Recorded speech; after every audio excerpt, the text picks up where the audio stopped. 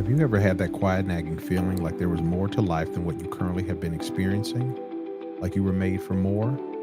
More than the daily grind, more than just going through the motions, more than just existing.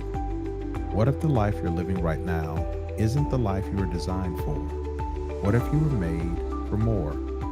Welcome to the Remarkable Life Podcast, where we explore what it means to live intentionally, lead boldly, love deeply, and leave a legacy that matters.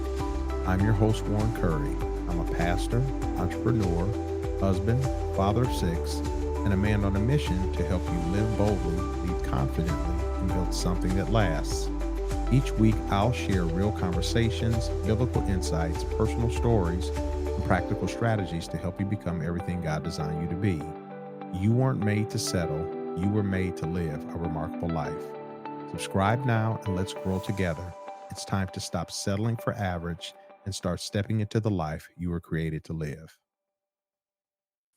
Well, welcome back to the Remarkable Life Podcast, where we talk faith, leadership, purpose, and living a life that matters. I'm your host, Warren Curry. Thank you guys for tuning in to another episode of the Remarkable Life Podcast. This podcast is all about helping you to live with intention, to live and lead your life with purpose, and to live a legacy once it's all said and done that truly matters. This episode, this is the 19th episode of the Remarkable Life Podcast, Season 1. Last week, I started a trilogy called Warfare in the Workplace. It's a three-part series. This episode is part 2 of that three-part series, dealing with how to skillfully navigate when you have chaos, disagreement, dysfunction, all of that kind of stuff in the respective places where you work. I have found over the course of my 30, 40-year career working in a variety of different places, industries, so on and so forth, that there are specific things in each industry or job, corporation, if you will, that are unique to that corporation and that you won't find anywhere else. But then I've also found that there's a common thread or a common blueprint that the spiritual adversaries influence other people to an attempt to use against you to get you fired, terminate your tenure early, negatively affect your pay, do something with do something shady with your benefits. And so that's what I shared in the previous episode 18, which was the first episode in this final trilogy of podcast episodes on dealing with warfare in the workplace. I will share just a little bit. If you haven't, I will share a little bit about what I shared in the previous episode momentarily. But if you have not heard the previous episode, if you haven't had a chance to download it or check it out yet, highly encourage you to do that. You can go to my Substack. You see it here for those who are watching the video version of this podcast on the screen. You see the address there, warrencurryjr.substack.com. While you're there, please be sure to like and subscribe to the platform. That way that any content that I share from there, which is not all podcast episodes, some are audio podcasts, some are video, a variety of articles, writings, blogs, thoughts, so on and so forth, special bonus resources, that are specifically designed to try to empower you to win in life, period. And so just make sure that you subscribe, share this with people that you think that this my content, so on and so forth, will be able to bless and help other people. Again, you see the address there on the screen, warrencurryjr.substack.com. All right. And so be sure to like and subscribe. And so last week, as I mentioned previously, I talked about common strategies that are used in the workplace to try to make your life hard. And so which, it can be so many different things, y'all, because when you are dealing with spirits and people and the spirits that are influencing people, it just makes matters a whole lot worse. And so I will share those briefly, as I get into, some other stuff today on how you can win the war at work. And because we spend so much of our time at work, I shared in the previous episode that if you work 40 hours a week, 5 days out of the week, you're working about 2,000 hours every year. You're spending about 2,000 hours of your time, of your life every year at these respective uh, companies. And if you multiply that, if you work from 18 to 65 or whatever the tenure, the length of your work is, you multiply those years times 2,000 hours, you are literally looking at 10 to 11 years of your life that you spend with in these places. And so, of course, you're going to have conflict. Of course, you're going to have disagreement. Some of the stuff will just be, common, disagreements that you have, just with people. Anybody can disagree. And I always say that, that there's a way to disagree without being disrespectful. We ain't got to be at odds and be acting all, crazy with each other. There's a way that we can, disagree and still, be cool with each other. But there are other instances where there are people that the enemy specifically or strategically tries to use to just make your life hard. I shared, some things in the previous episode from my own personal, work journey.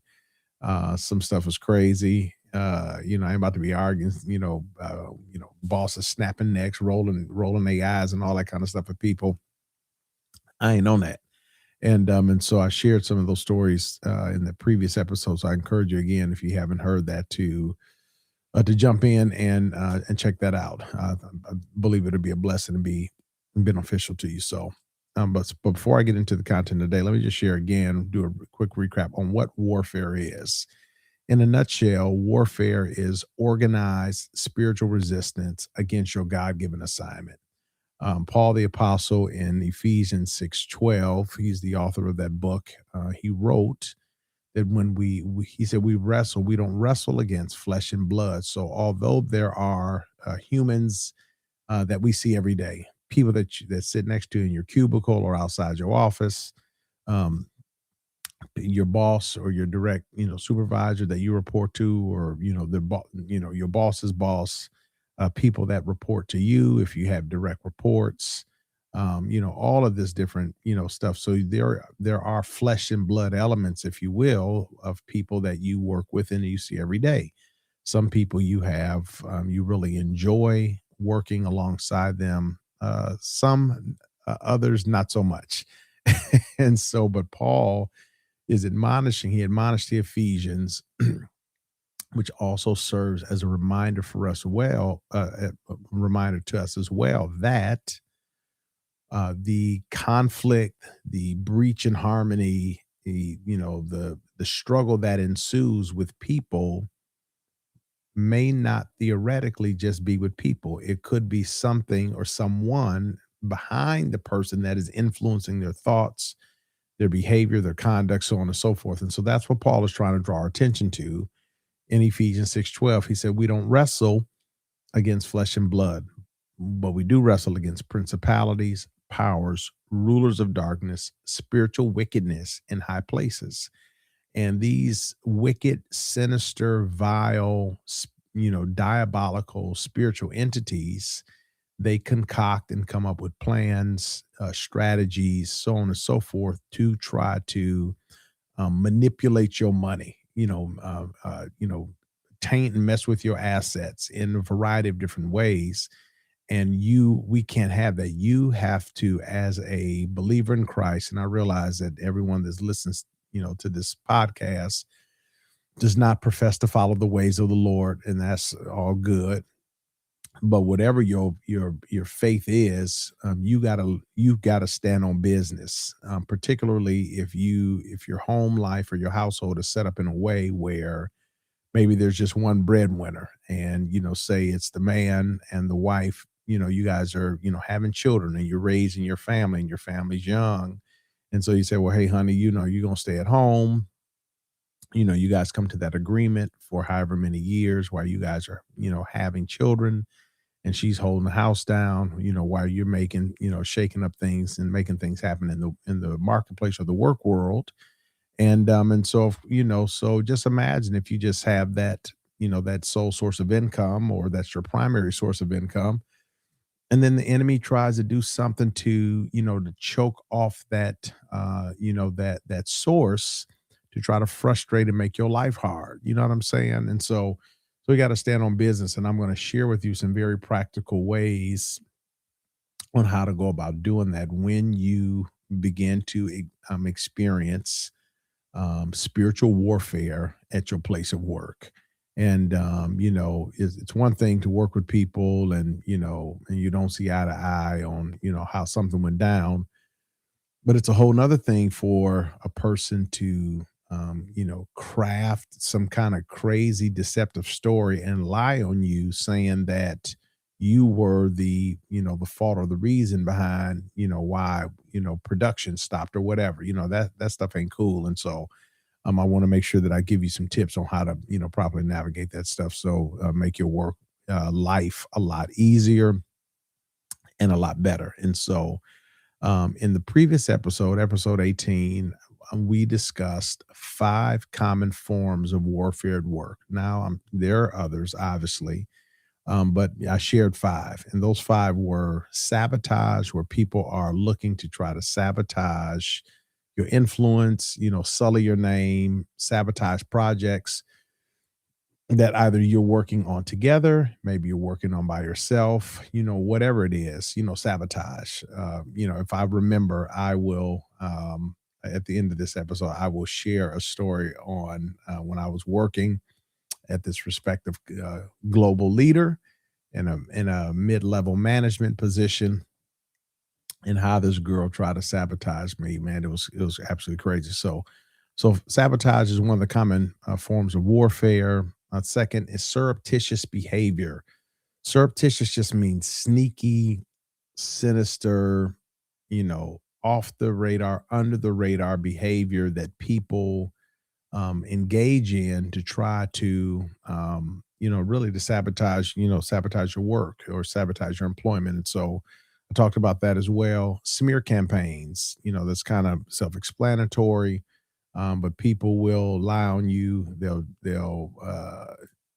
talk bad about you, denigrate you, talk bad about you to other people, and so you just can't, idly stand by and just allow people to just smear your name.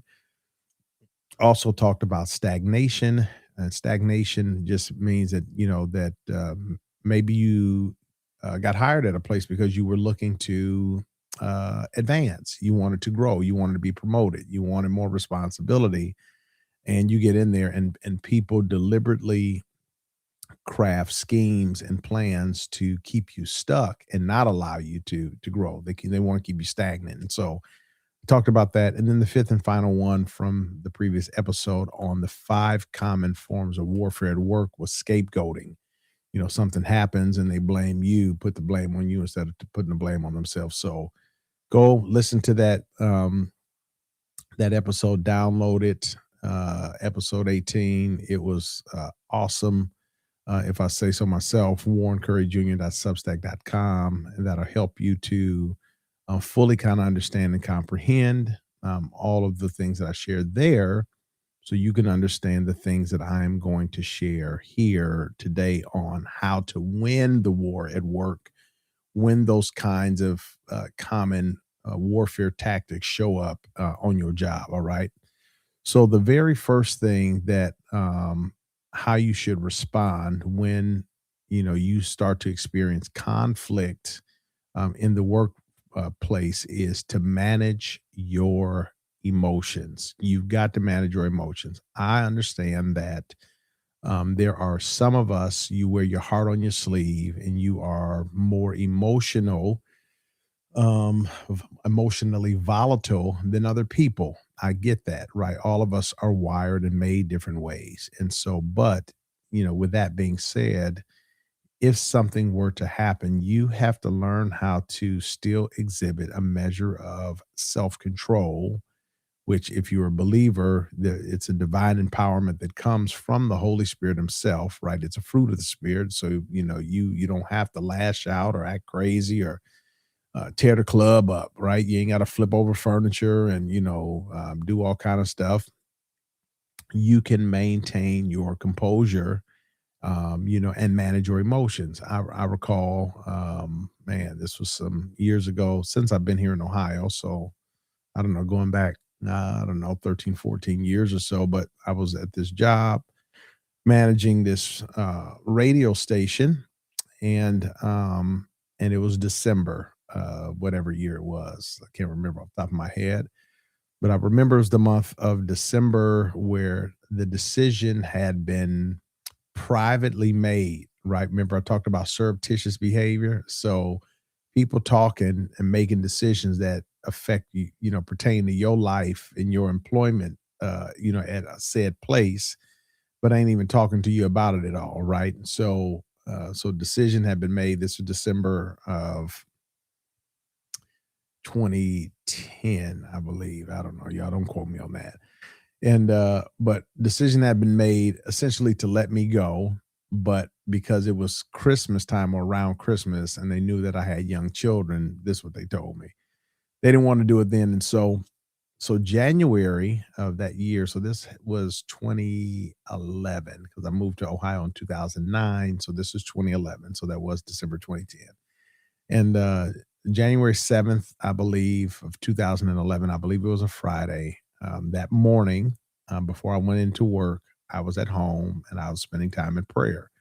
And this is going to be one of the things that's going to constantly come up that I'm going to remind you of the importance of always remaining prayerful, but I'll get there. So I'm spending time in prayer. And as I'm praying, I have a vision, and I don't have time in this episode to get into what a vision is and all that kind of stuff. But I have a vision. It's like a mental picture. And this vision that I have, y'all, no exaggeration, is a vision of it looked like a tube of toothpaste, right? It just manifests or materializes before my eyes. It just looked like exactly like a normal standard size tube of toothpaste. And as I'm staring at this in this vision, then all of a sudden I see this foot and leg, the bottom of his foot and leg come out of nowhere and violently stomp on that tube. Boom. And the top shoots off all of the contents that were in the tube. They violently come, rushing out. And then I hear a voice. It's the voice of the Lord, the Holy Spirit say, I'm squeezing you out. Okay. And then the vision stops, it dissipates, it ends. And so I had to ask myself, okay, I know this is the Lord. And he talking about he gonna squeeze me out. Well, what am I currently in that he's gonna squeeze me out of? So I'm married. He's not gonna squeeze me out of my marriage because he hates a divorce, and so he wants me to remain married to my wife. I'm a parent, and not gonna squeeze me out of not parenting my children. That ain't happening. And so the only other thing that I actually had going on in my life at that time, because I had not started the church that I currently pastor, was being employed at this radio station. And so through the process of elimination, I was like, okay, I'm probably about to lose my job today. And so I told my wife, kind of gave her heads up as I headed to the station, went down there, got through the first part of the day. I'm talking about managing your emotions. All right. And get back after lunch about 1 o'clock, get to my office, and I get a call from the general manager of the station. He's there in the other office suite. Tells me to come over. I come over, and when I come there, it's him and the sales manager in the office awaiting my arrival. And I come in there, and I immediately peep that there are folded up boxes on the wall, leaning against the wall. And they're like, Warren, come in, sit down. And so, but I know what's about to happen because the Lord had told me earlier that day in prayer. Remember that? That's why it's important to pray. And so they're like, yeah, we got to make some cuts, yada, yada, yada, whatever. So essentially, we got to let you go. Here are some boxes. We really hate to do this. We'd had, thought about this during last month in December, but didn't really want to, do that then. So, we had to do this. And so they were like, you have anything to say? I was like, no, nope, I'm all good. And so they were actually shocked, and said out of their own mouths, they're like, "You're not upset?" I was like, "No, I'm not at all." And they were like, "Well, man, we thought we were going to have some kind of emotional reaction or whatever out of you." I don't know why they thought that. I've always kind of been an even keel dude, but I understood what they're saying, right? They're like, man, this guy, this is his job, his only source of income for, take care of his family. He might set it off up in here. And so they were shocked and probably thankful that I didn't crash out, as the kids say nowadays. And I said, nope. I said, I appreciate, thank you guys for an opportunity, yada, yada, yada. It's been a pleasure working with you.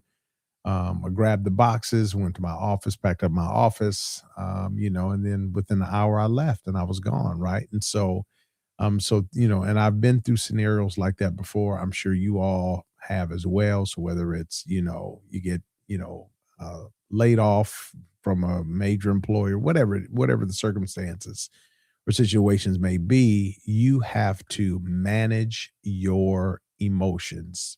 You've got to have discipline and stability in you, in and with your emotions. I cannot emphasize this, um, you know, uh, strong enough. You got to manage your emotion. You got to have emotional intelligence. You got to be emotionally stable. You got to be emotionally mature. You can't be all over the place. Yes, you may be upset. You may get news that you're going to lose your job. You may want to cry. Ain't nothing wrong with that. And there's nothing wrong with expressing emotions in a healthy way, but to just like, man, I'm about to, start cussing people out and do this and all of that kind of stuff. You can't do that. One, it taints our witness as believers and followers of Jesus. And then the second thing, your butt might go to jail if you tear the club up like that. You can't do that. Okay. And so you got to manage your emotions. You've got to delay responses, when you're triggered. They may say, well, hey, they may give you some bad news or give you the pink slip or whatever it might be, and you just can't pop off at that moment. If you got to go to the bathroom, you got to go take a break, you got to go to your car, do whatever, take a walk outside so you can quickly process, gain composure over your soul so you can go back in there and have a healthy discussion like an adult. All right. And so you have to do that. Don't be sending no emails, putting stuff all bold letters, all caps, that is commonly been, accepted as a form of communication, like you are yelling or raising your voice at someone when you send written communication and, stuff is bolded or, written or typed, I should say, in all caps. We just can't do that. Right. So we have to manage our emotions. That is the first thing that you need to know when how to win the war at work. Second thing is you need to document everything. Yeah, many of you all know that I'm involved in real estate. I'm a licensed realtor. Have dibbled and dabbled in various real estate investments before, and there's a common rule of thumb in the real estate industry that determines and drives value of a property, and that is this 3 point rule: location, location, location. Location in real estate is everything. You can have one house and it's located in one specific geographical area, and it's $2 million property. You can take that same house, put another area, and it's not even a $200,000 property. So what helps to drive and sustain and maintain value is the location where that property is situated, where it's what area it's affixed to. Likewise, in the workplace, when you have conflict, when you are coming across different issues or whatever, you have to document, document, document. You got to document everything. Don't run your mouth and be telling people what you're doing, the notes that you're taking. I've had this practiced for years that if, I'm having conflict, particularly if I'm having conflict with a superior and I'm their subordinate, I am going to start to keep a running log, date, timestamp, and events according to my recollection that have transpired. She said this, I said this was the response, so on and so forth. So you got to document everything. I would, at some jobs I was at before, I would document conversations, that I had with whoever, right? Me as a direct report, my direct reports, what have you. And I would send those emails. This was a long time ago, and I would send those emails to myself. So I would, write it out, from my work computer, type it out rather, and then I'd email it to myself so that I had a record off of the servers of my employer, not on my employer's servers, but on my Google server, whatever at home. Now I have my own record. So document everything, follow up conversations with recap emails, ask clarifying questions as you are, so, hey, is this what you said? Restate to clarify is one of the things they taught us, some years ago. Keep notes, timelines, date, timestamps, so on and so forth, because when you are in the heat of battle or in conflict, our memories can get fuzzy and you'll forget very vital and pertinent information that, pertains to your situation. And so make sure you do that. And then again, save, keep receipts, meaning, keep good notes and don't be running your mouth and sharing nothing with everybody, telling people what you're doing. You got to move slowly. You got to move skillfully so that you can make sure that have everything that you need. I remember one time I was working at this place and I was required as a manager to run the operation one weekend out of a month. And so it happened to be my weekend that was coming up. And I think I worked that Friday. And so I worked that Friday night. And so Saturday morning I woke up and I'm in excruciating pain in my foot, one of my feet, and saw that somehow one of the nails had lifted off one of my toes. So then I had to find an emergency podiatrist, went in, had them examine it, do whatever they did. And then I had to win this. Now, this is Saturday. And so I had to work later that day. I think that afternoon I went in like 2 or 3 o'clock. And so I go in that morning to him and he's like, yeah, you can't work this weekend. I'm giving you a doctor's excuse. You got to, you can't go back to work until I think it was like Monday or Tuesday. And so I was like, oh man, but because I knew it was going to be an issue because it was my weekend to cover the operation. And so I called my boss. She was not happy because that meant that whatever she had planned with her family, husband, kids, grandkids, what have you, if she couldn't get another person to fill in and run the store, and there was only a handful of us that were actually able to do it, then that meant that she would have to cover it. And so she was very, very upset. And so, but it is what it is, right? And so I come into work that Monday. We work different shifts, so we kind of passed each other, didn't um, see each other. And then I think Tuesday she might have been off and I worked Tuesday. And then maybe Wednesday I was off and she worked or whatever. So we didn't see each other until like Thursday that week, almost a week after, I missed that Saturday because of my, the foot injury. But y'all, when I came into work that Monday, all right, now mind you, nobody knows what's going on. Nobody knows my health condition report. Nobody but my boss, because that's the only person I've talked to.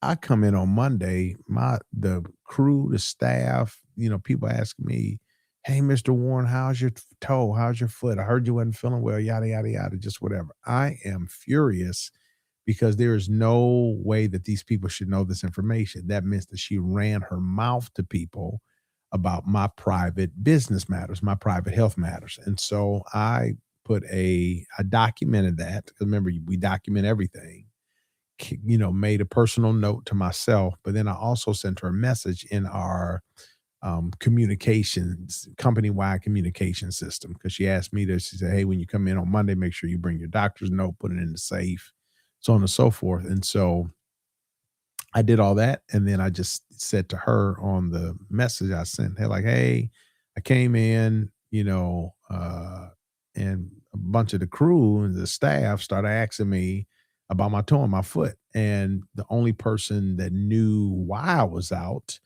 was you. And so, so next time, I would just appreciate, that's a violation of HIPAA law. I have a right to the privacy of my own, health screenings, health, whatever. And if anybody gonna tell it, let me tell it. It ain't your job and your role to tell people about my personal business. And so I say, well, hey, I say I just appreciate if something like this were to happen again, that you would not tell people because they ain't none of their business. So then the next day she responds back to me. Remember, we're not working on the same days for a couple of days. And so she was like, understood. And she was like, let's just hope that it won't be a next time. Because remember, she was mad. She had to cover for me. And then she also said, God is my witness, this. She said, yeah, because if your foot was hurting so bad or your toe was hurting so bad, why were you hopping up and down in the aisle at church on Sunday? Now, at this time, I'm pastoring the church that I founded. My wife and I founded. But I'm also bivocational. I'm working at the church full time and also working here full time. And this lady has never been to the church that I lead, didn't, do whatever. We weren't live streaming back then. This was a long time ago.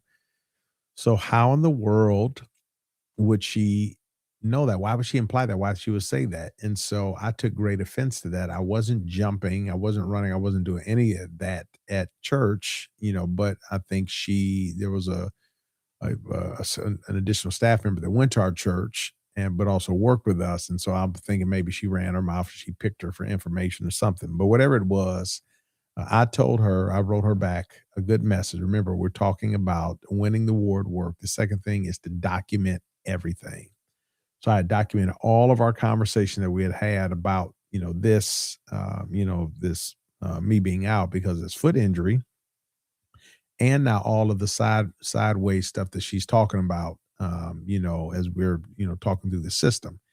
And so I just politely, because of, how she responded, I wrote her boss. I CC'd the big boss, the operation supervisor on that, which is, he's, her boss's boss. And I also CC'd our HR guy. And I just told him, I said, hey, I don't play them games. I said that can be what she implied about me jumping or running around. First, she's never been in my church. She don't know nothing about whatever.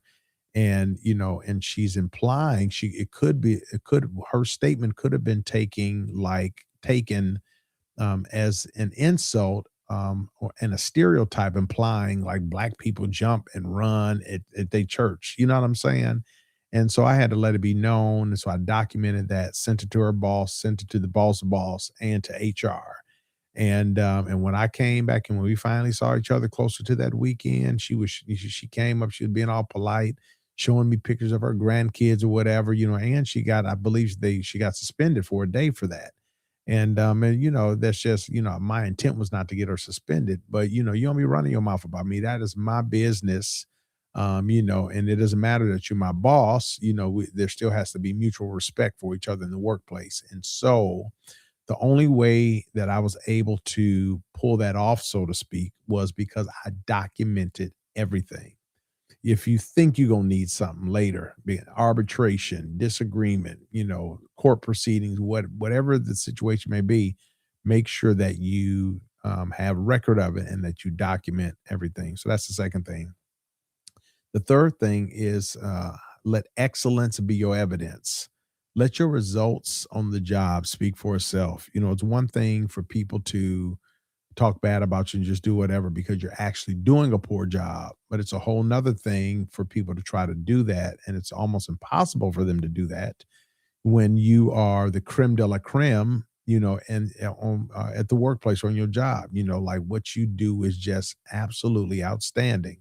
And I know that kind of stuff, that when you got people, don't like you, maybe your boss, don't care for you at all, but you making the department shine, you making the company look good, you even making the lady or the guy that lead your team, and they don't like you. You're making them look good. Why? Because you're allowing your work to be excellent in nature. My definition of excellence is doing the very best with what you have. A lot of people intentionally short change or short circuit, the opportunity that you have before you, and you just can't. We can't afford to do that. You have to be excellent in spirit, excellent in presentation, excellent, in work. The scripture says in the book of Ecclesiastes, whatever your hand finds to do it with all your might.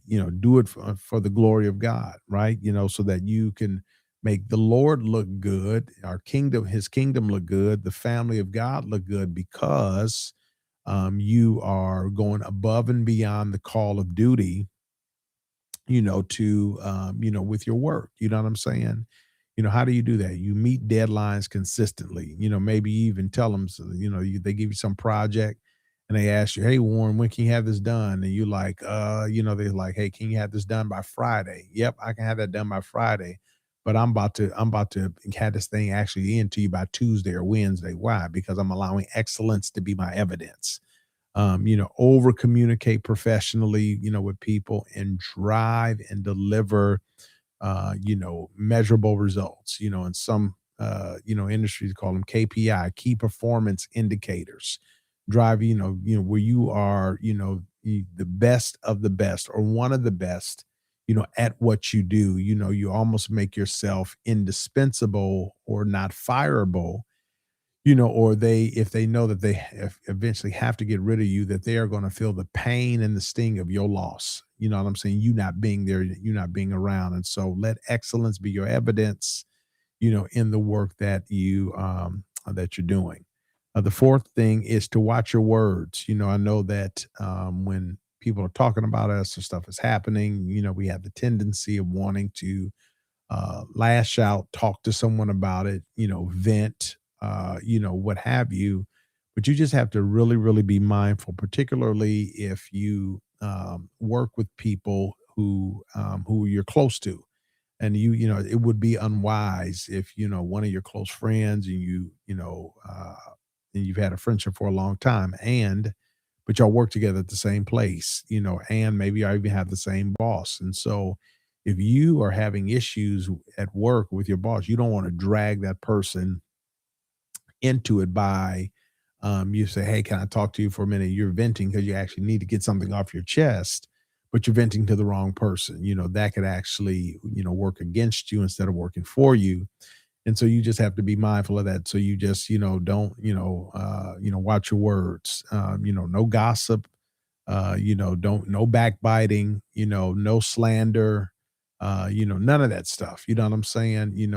Allow, the scripture says in Ephesians, don't allow any corrupt communication to proceed out of our mouths. And that's a standard that we can live by as believers, especially considering the fact, or knowing that, that we are going to be judged for every idle word that we've spoken, right? Stuff that's not profitable, stuff that is injurious in nature. And so, yeah, so you have to watch your words when you are, experiencing, warfare in the workplace, on your job. And then the fifth and final thing is to just always remain prayerful. I stated this at the beginning.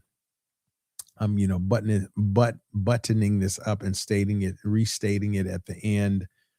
You have to be prayerful. Prayer helps you with your emotions. Prayer helps you with, insight that the Lord may have that you don't have. Like, for example, I remember me and this guy got hired weeks apart from each other, same role. We were in the same, like, fast paced managerial program. But the guy, he was a slow worker. He was an accountant by trade, so was he accustomed to that. And he wasn't accustomed to, what we were doing, running operations and, managing people and staff, all of that kind of stuff, dealing with customer and clientele. And so he wasn't doing too well. He was really, really struggling. And so he started, uh, we would be working, and if our general manager wouldn't be there, he'd be lying and saying, "Hey, he's on the phone with his parishioners when you're not, around. He's talking, he's texting all the time," which none of that was true at all. And so he was trying to sabotage, and smear my name. And so, but I remember that one particular week I was off for like a day or two. We just had my regular schedule off days for the week. And while I was at home, was praying, spending time with the Lord, and then all of a sudden I had a vision. There's another vision I had, and in this vision, I saw a thick like pad of paper. It looked like a thick packet, not a pad of paper. It looked like a thick packet, and I couldn't see the writing on the bottom, but on the top of it, it had transfer, real bright red, and then that lifted, and so I was like, and I was like, somebody about to get transferred, and I was just like, I don't think it's gonna be this guy. I think it's probably gonna be me. When I came in the next day, my boss had told me that they were splitting us up and they were sending me to another store 40 minutes away. So I had, on the west side of Cincinnati, and I, was living a long ways away from there. And so, people do petty stuff like that. And so, but how did I have that insight or that foresight ahead of time to know that something like this was about to go down, even though it was kind of shady? Because I remained prayerful, you know what I'm saying? And so, so just remember that, when you are looking to or trying to navigate, all of the turbulent waters at work and trying to figure out, if you're coming or going, always remember to manage your emotions, to document everything, to let excellence be your evidence, to watch your words, and to always, always, always, y'all remain prayerful. And prayer will carry you a long way, will provide insight and answers you didn't even know that you needed. Stuff, the Lord will speak stuff to you, months prior to something even transpiring, and then you will have everything you need in that moment of crisis that you very well may face. And so yeah, just remember those things and take them to heart when you are navigating common forms of warfare in the workplace. All right. so so that's all that I have you all for this evening, or this episode, I should say, rather. And thank you guys for tuning in to the Remarkable Life podcast. This is episode 19. I shared on last episode last week that episode 20, there's one more in this trilogy on warfare in the workplace. But I shared that episode 20 concludes season one of the Remarkable Life podcast. And so I'm looking forward to sharing that final episode with you guys next week. And then, as we look forward into season two, providing different content, different, effort, different insight, into the episodes that will be coming in the second season of the Remarkable Life podcast. So thank you guys again for tuning in. Leave a comment, share, subscribe to a Substack platform. It helps in so many different ways, not just yourself, but also just, our platform. It's free to subscribe. You see that on the screen, warrencurryjr.substack.com. I encourage you guys to do that, and just share this with somebody. Somebody, this can benefit everybody, because all of us, or the majority of us, I should say, work in some way, shape, or form. And so, somebody, you may not currently need what's being shared, but I guarantee you there's somebody that that does. And so don't hesitate to share this with them. Comment, tell me how in the comments how, something that you learned, or take away, or something that you had from last week's episode or this one as well. And I just appreciate that. I read the comments, and it provides, very valuable feedback for the podcast. So again, just thanks for tuning in to the Remarkable Life podcast. Always remember that growth isn't about perfection. It's about intention. Subscribe on Substack for my Substack account for bonus content, and don't miss next week's final season 1 episode of the Remarkable Life podcast. All right. Love you guys. Take care. God bless, and look forward to seeing you next week. All right. Goodbye for now. Thanks for tuning in to the Remarkable Life podcast. Remember, growth isn't about perfection. It's about intention. Subscribe on Substack for bonus content, and don't miss next week's episode.